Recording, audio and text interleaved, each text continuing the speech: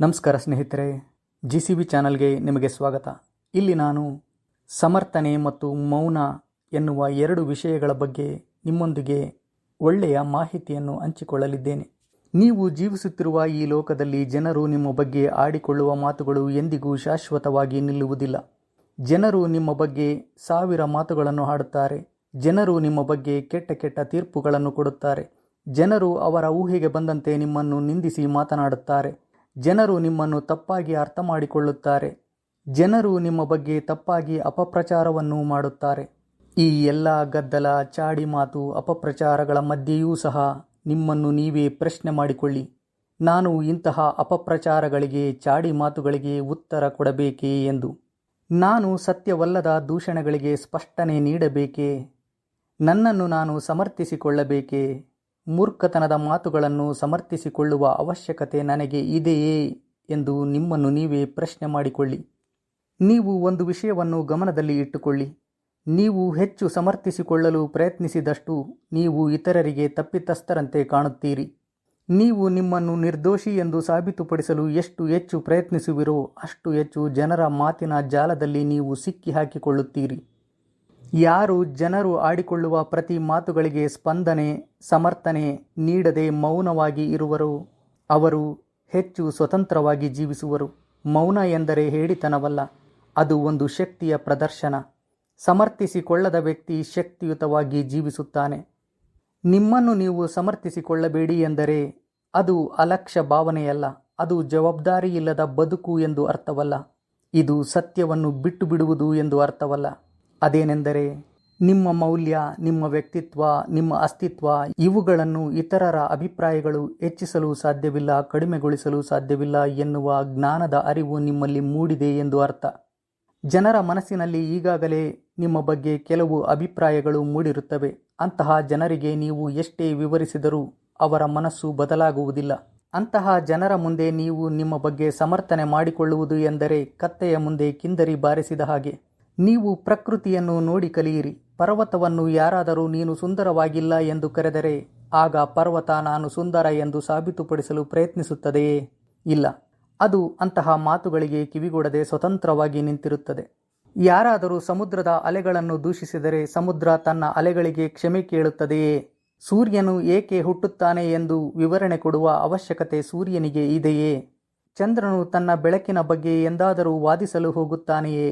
ಪ್ರಕೃತಿ ಎಂದಿಗೂ ಸಮರ್ಥಿಸಿಕೊಳ್ಳಲು ಹೋಗುವುದಿಲ್ಲ, ಅದು ಸುಮ್ಮನೆ ಇರುತ್ತದೆ. ನಾವು ಸಹ ಹಾಗೆಯೇ ಜನಗಳು ಆಡುವ ಪ್ರತಿ ಮಾತಿಗೂ ಸಮರ್ಥಿಸಿಕೊಳ್ಳಲು ಹೋಗಬಾರದು. ಮೌನದ ಶಕ್ತಿಯ ಬಗ್ಗೆ ತಿಳಿದುಕೊಳ್ಳಿ. ನೀವು ಸಮರ್ಥಿಸಿಕೊಳ್ಳದೆ ಮೌನವಾಗಿರುವಾಗ ನಿಮ್ಮ ವಿರೋಧಿಗಳು ಕೋಪಗೊಳ್ಳುತ್ತಾರೆ, ಏಕೆಂದರೆ ನಿಮ್ಮ ಮೌನ ಅವರಲ್ಲಿ ಮತ್ತಷ್ಟು ಸಿಟ್ಟನ್ನು ತರಿಸುತ್ತದೆ. ಆದರೆ ನಿಮ್ಮನ್ನು ನಿಜವಾಗಿ ಪ್ರೀತಿಸುವವರು ಇನ್ನಷ್ಟು ನಿಮಗೆ ಹತ್ತಿರ ಆಗುತ್ತಾರೆ. ನೀವು ಪ್ರತಿ ವಿಷಯಕ್ಕೂ ಸಮರ್ಥನೆ ನೀಡಲು ಹೋಗದೇ ಇದ್ದಾಗ ಅದು ನಿಮ್ಮೊಳಗೆ ಶಾಂತಿಯನ್ನು ಮೂಡಿಸುತ್ತದೆ. ಇದು ಅಹಂಕಾರದ ಪ್ರದರ್ಶನವಲ್ಲ, ಇದು ಸ್ವಾತಂತ್ರ್ಯದ ಸಂಕೇತ. ನೀವು ಒಂದು ಮುಖ್ಯ ವ್ಯತ್ಯಾಸವನ್ನು ಗಮನಿಸಿ. ನಿಮ್ಮನ್ನು ನೀವು ಸಮರ್ಥಿಸಿಕೊಳ್ಳಬಾರದು ಎಂದರೆ ಅನ್ಯಾಯವನ್ನು ಸಹಿಸಿಕೊಳ್ಳಬೇಕು ಎಂದು ಅರ್ಥವಲ್ಲ. ಸಮರ್ಥಿಸಿಕೊಳ್ಳುವುದು ಮತ್ತು ನಿಮ್ಮ ಇತಿಮಿತಿಗಳನ್ನು ಕಾಪಾಡಿಕೊಳ್ಳುವುದು ಇವು ಎರಡು ವಿಭಿನ್ನ ವಿಷಯಗಳು. ನಿಮ್ಮ ಗೌರವ, ಆರೋಗ್ಯ, ಮನಃಶಾಂತಿಯನ್ನು ಕಾಪಾಡಿಕೊಳ್ಳುವುದು ಇದು ಸಹಜ ಜೀವನದ ಒಂದು ಪ್ರಕ್ರಿಯೆ. ಇದು ವಾದವಲ್ಲ, ಇದು ಜವಾಬ್ದಾರಿ ಇದ್ದಂತೆ. ಜನರು ಏಕೆ ನಿಮ್ಮ ಬಗ್ಗೆ ತಪ್ಪಾಗಿ ಅರ್ಥ ಮಾಡಿಕೊಳ್ಳುತ್ತಾರೆ? ಅದು ನಿಮ್ಮ ವ್ಯಕ್ತಿತ್ವವಲ್ಲ, ಅದು ಅವರ ಮಾನಸಿಕ ಸ್ಥಿತಿ. ಯಾರಾದರೂ ನಿಮ್ಮನ್ನು ಸ್ವಾರ್ಥಿ ಎಂದು ಕರೆದರೆ ಅದು ಆ ಜನರಲ್ಲಿ ಇರುವ ಅಭದ್ರತೆಯ ಸಂಕೇತ.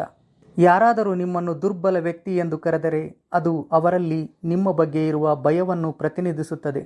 ಯಾರಾದರೂ ನಿಮ್ಮ ಇಷ್ಟ, ನಿಮ್ಮ ಆಯ್ಕೆಯನ್ನು ಹಾಸ್ಯ ಮಾಡಿದರೆ ಅದು ಅವರಲ್ಲಿ ಇರುವ ಅಶಾಂತಿ, ಅಸಮಾಧಾನದ ಮಾನಸಿಕ ಸ್ಥಿತಿ. ಆ ಸ್ಥಿತಿಗೆ ಹಿಡಿದ ಕೈಗನ್ನಡಿಯಂತೆ. ಅವರ ಮಾತುಗಳು ನಿಮ್ಮ ಬಗ್ಗೆ ಅಲ್ಲ, ಅವು ಅವರ ಒಳಜಗತ್ತಿನ, ಅವರ ದುರ್ಬಲ ಮನಸ್ಥಿತಿಯ ಪ್ರತಿಬಿಂಬದಂತೆ. ಮಹಾ ಸ್ವಾತಂತ್ರ್ಯ ಎಂದರೇನು? ನೀವು ಎಲ್ಲರಿಗೂ ಒಳ್ಳೆಯವರಾಗಬೇಕು ಎನ್ನುವ ಆಸೆಯನ್ನು ಬಿಟ್ಟುಬಿಡಿ. ನೀವು ಎಲ್ಲರನ್ನೂ ಮೆಚ್ಚಿಸಲು ಸಾಧ್ಯವೇ ಇಲ್ಲ. ಒಮ್ಮೆ ನಿಮ್ಮಲ್ಲಿ ಆ ನಿರಾಳತೆ ಬಂದರೆ ನೀವು ಹಗೂರವಾಗುತ್ತೀರಿ. ಅದೇ ನಿಮಗೆ ಸಿಗುವ ಮಹಾ ಸ್ವಾತಂತ್ರ್ಯ. ನೀವು ಜನರು ಆಡುವ ಪ್ರತಿ ವದಂತಿಗೆ ಉತ್ತರ ಕೊಡುವ ಅಗತ್ಯವಿಲ್ಲ. ನೀವು ಜನರು ಕೊಡುವ ಪ್ರತಿ ತಪ್ಪು ಅರ್ಥಕ್ಕೆ ಸ್ಪಷ್ಟನೆ ನೀಡಬೇಕಾಗಿಲ್ಲ. ನೀವು ಜನರು ನೀಡುವ ಪ್ರತಿ ತೀರ್ಪಿಗೆ ಪ್ರತಿವಾದ ಮಾಡುವ ಅವಶ್ಯಕತೆ ಇಲ್ಲ. ನಿಮ್ಮ ಜೀವನ ನ್ಯಾಯಾಲಯವಲ್ಲ, ನಿಮ್ಮ ಜೀವನ ಒಂದು ನೃತ್ಯ ಇದ್ದಂತೆ. ಜೀವನ ಎಂದರೆ ವಾದವಲ್ಲ, ಜೀವನ ಎಂದರೆ ಅದು ಒಂದು ಸಂಗೀತ. ಸಂಗೀತದಲ್ಲಿ ಯಾರು ಹಾಡನ್ನು ವಿವರಿಸುವ ಅವಶ್ಯಕತೆ ಇರುವುದಿಲ್ಲ. ಸಾಹಿತ್ಯದಲ್ಲಿ ಕಾವ್ಯವನ್ನು ಯಾರು ಸಮರ್ಥಿಸಿಕೊಳ್ಳುವ ಅವಶ್ಯಕತೆ ಇರುವುದಿಲ್ಲ. ಜೀವನ ಎಂದರೆ ಒಂದು ಸಂಗೀತ, ಜೀವನ ಎಂದರೆ ಒಂದು ಸುಂದರ ಕಾವ್ಯ. ಸತ್ಯಕ್ಕೆ ರಕ್ಷಣೆಯನ್ನು ಕೊಡುವ ಅಗತ್ಯವಿಲ್ಲ. ಸುಳ್ಳು ಬೇಗ ಹರಡುತ್ತದೆ, ಆದರೆ ಅದು ಒಣಗಿದ ಹುಲ್ಲಿನಂತೆ ಬೇಗ ಸುಟ್ಟು ಹೋಗುತ್ತದೆ. ಸತ್ಯ ಪರ್ವತದಂತೆ ಸ್ಥಿರವಾಗಿರುತ್ತದೆ. ಕಾಲದೊಂದಿಗೆ ಅದು ಇನ್ನಷ್ಟು ಬಲವಾಗುತ್ತದೆ ಮತ್ತು ಶಕ್ತಿಯುತವಾಗುತ್ತದೆ. ನೀವು ಹೆಚ್ಚು ಹೆಚ್ಚು ಸಮರ್ಥಿಸಿಕೊಳ್ಳಲು ಹೋದರೆ ಆ ನಿಮ್ಮ ಸಮರ್ಥನೆಗಳು ಸುಳ್ಳಿಗೆ ಜೀವ ನೀಡುತ್ತವೆ. ನೀವು ಮೌನವಾಗಿದ್ದರೆ ಸುಳ್ಳು ಶಕ್ತಿಹೀನವಾಗುತ್ತದೆ. ನಿಮ್ಮ ಮೌನ ಸುಳ್ಳನ್ನು ದುರ್ಬಲವಾಗಿ ಮಾಡುತ್ತದೆ. ಇದನ್ನು ನೆನಪಿಡಿ. ಮಾತು ಬೆಳ್ಳಿಯಾದರೆ ಮೌನ ಬಂಗಾರ. ಲೋಕ ನಿಮ್ಮನ್ನು ವಿಧ ವಿಧವಾಗಿ ಪರೀಕ್ಷಿಸುತ್ತದೆ. ನಿಮ್ಮ ಮೇಲೆ ನೂರಾರು ಆಕ್ಷೇಪಣೆಗಳು ಬರುತ್ತವೆ. ನಿಮ್ಮ ಮೇಲೆ ನೂರಾರು ವದಂತಿಗಳು ಹರಡುತ್ತವೆ. ನಿಮ್ಮ ಮೇಲೆ ನೂರಾರು ಸಂಶಯಗಳು ಎದ್ದೇಳುತ್ತವೆ. ನಿಮ್ಮ ಮೇಲೆ ಜನರು ಆಕ್ಷೇಪಗಳು, ವದಂತಿಗಳು, ಸಂಶಯಗಳನ್ನು ವ್ಯಕ್ತಪಡಿಸಿದಾಗ ನಿಮ್ಮನ್ನು ನೀವೇ ಪ್ರಶ್ನೆ ಮಾಡಿಕೊಳ್ಳಿ. ನೀವು ಆ ಸುಳ್ಳು ವದಂತಿಗಳಿಗೆ ಕೋಪದಿಂದ ಪ್ರತಿಕ್ರಿಯೆ ನೀಡುವ ಅವಶ್ಯಕತೆ ಇದೆಯೇ? ಅಥವಾ ಮೌನದಿಂದ ನಿಮ್ಮ ಶಾಂತಿಯನ್ನು ನೀವು ಕಾಪಾಡಿಕೊಂಡರೆ ನಿಮಗೆ ಒಳ್ಳೆಯದೇ ಎಂದು ನಿಮ್ಮನ್ನು ನೀವೇ ಪ್ರಶ್ನೆ ಮಾಡಿಕೊಳ್ಳಿ. ನಿಜವಾದ ಜಯ ಎಂದರೆ ಎದುರಾಳಿಯನ್ನು ಸೋಲಿಸುವುದು ಅಲ್ಲ, ಅವರು ಆಹ್ವಾನಿಸಿದ ಆ ಮಾತುಗಳ ಯುದ್ಧಕ್ಕೆ ಹೋಗದೆ ಮೌನವಾಗಿ ಇರುವುದು. ಜನರು ವಿವಿಧ ರೀತಿಯಲ್ಲಿ ನಿಮ್ಮನ್ನು ಕೆರಳಿಸಲು ಪ್ರಯತ್ನಿಸುತ್ತಾರೆ. ಆ ಕೆರಳಿಸುವ ಸನ್ನಿವೇಶಗಳಿಗೆ ನಿಮ್ಮ ಮೌನವೇ ಉತ್ತರವಾಗಿರಲಿ. ಕೆಲವೊಮ್ಮೆ ಮೌನ ಮಾತಿಗಿಂತಲೂ ಅತ್ಯಂತ ಶಕ್ತಿಯುತವಾದ ಪ್ರತಿಕ್ರಿಯೆ. ಯಾರಾದರೂ ಹೊಗಳಿದರೆ ನಿಮ್ಮ ಮೌಲ್ಯ ಹೆಚ್ಚುವುದಿಲ್ಲ. ಯಾರಾದರೂ ನಿಂದಿಸಿದರೆ ನಿಮ್ಮ ಮೌಲ್ಯ ಕಡಿಮೆಯಾಗುವುದಿಲ್ಲ. ವಜ್ರವನ್ನು ಯಾರಾದರೂ ಕಲ್ಲು ಎಂದರೆ ಅದರ ಬೆಲೆ ಕಡಿಮೆಯಾಗುವುದಿಲ್ಲ. ಸೂರ್ಯನನ್ನು ಹೆಚ್ಚು ಬಿಸಿ ಎಂದು ಯಾರಾದರೂ ದೂಷಿಸಿದರೆ ಸೂರ್ಯ ಹೊಳೆಯುವುದನ್ನು ನಿಲ್ಲಿಸುವುದಿಲ್ಲ. ನಿಜವಾದ ಧೈರ್ಯ ಎಂದರೆ ಏನು ಗೊತ್ತೇ? ಮೌನವಾಗಿರುವುದು. ಮೌನವಾಗಿರುವುದು ಎಂದರೆ ದುರ್ಬಲತೆಯಲ್ಲ. ಮೌನ ಎಂದರೆ ಅದು ವಿವೇಕ. ಮೌನ ಎಂದರೆ ಅದು ಆತ್ಮವಿಶ್ವಾಸ. ಮೌನ ಎಂದರೆ ಅದು ಆಂತರಿಕ ಶಕ್ತಿ. ಯಾವಾಗ ನೀವು ನಿಮ್ಮನ್ನು ಸಮರ್ಥಿಸಿಕೊಳ್ಳಲು ಹೋಗುವುದಿಲ್ಲವೋ ಆಗ ನೀವು ಜೀವನದ ಜೊತೆ ಹೊಂದಾಣಿಕೆಯಿಂದ ಜೀವಿಸುತ್ತಿರುವಿರಿ ಎನ್ನುವುದನ್ನು ಅದು ಪ್ರತಿನಿಧಿಸುತ್ತದೆ. ನೀವು ಒಂದು ನದಿಯಂತೆ ಜೀವಿಸಿ. ನದಿ ತನ್ನ ಮಾರ್ಗವನ್ನು ಸಮರ್ಥಿಸಿಕೊಳ್ಳುವುದಿಲ್ಲ, ಅದು ಸುಮ್ಮನೆ ಹರಿಯುತ್ತದೆ ಅಷ್ಟೇ. ನದಿಯು ಎದುರಲ್ಲಿ ಬರುವ ಮರ, ಕೊಂಬೆ, ರೆಂಬೆ, ಕಲ್ಲು, ಬಂಡೆ, ಪರ್ವತ ಇವುಗಳನ್ನು ದೂಷಣೆ ಮಾಡದೆ ಅವುಗಳ ಮೂಲಕವಾಗಿ ಎಲ್ಲವನ್ನು ಸುತ್ತುವರಿದುಕೊಂಡು ಹೊಲಗಳಿಗೆ ಜೀವ ನೀಡುತ್ತಾ ಹರಿಯುತ್ತಾ ಮುಂದೆ ಸಾಗುತ್ತಿರುತ್ತದೆ. ನೀವು ಕೂಡ ಹಾಗೆಯೇ ಹರಿಯಿರಿ, ಬದುಕಿರಿ, ಪ್ರಕಾಶಿಸಿರಿ. ಕೊನೆಯದಾಗಿ ಸ್ನೇಹಿತರೆ, ನೀವು ಇಲ್ಲಿ ನಿಮ್ಮ ಬೆಲೆ ಏನು ಎಂದು ಎಲ್ಲರ ಬಳಿ ವಾದಿಸಲು ಬಂದಿಲ್ಲ. ನೀವು ಇಲ್ಲಿ ನಿಮ್ಮ ಜೀವನವನ್ನು ಜೀವಿಸಲು ಬಂದಿದ್ದೀರಿ. ಜನರು ಅವರ ಮನಸ್ಸಿಗೆ ಬಂದಂತೆ ಯೋಚಿಸಲಿ. ಜನರು ಅವರ ಇಚ್ಛೆಗೆ ಅನುಸಾರವಾಗಿ ತೀರ್ಪು ಕೊಡಲಿ.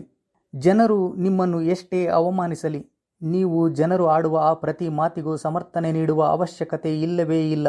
ನಿಮ್ಮ ಜೀವನ ವಾದವಲ್ಲ, ನಿಮ್ಮ ಜೀವನ ಒಂದು ಜ್ವಾಲೆ.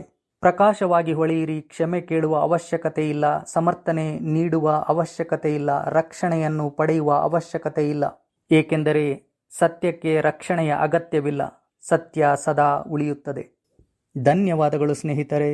ಇಂತಿ ನಿಮ್ಮ GCV.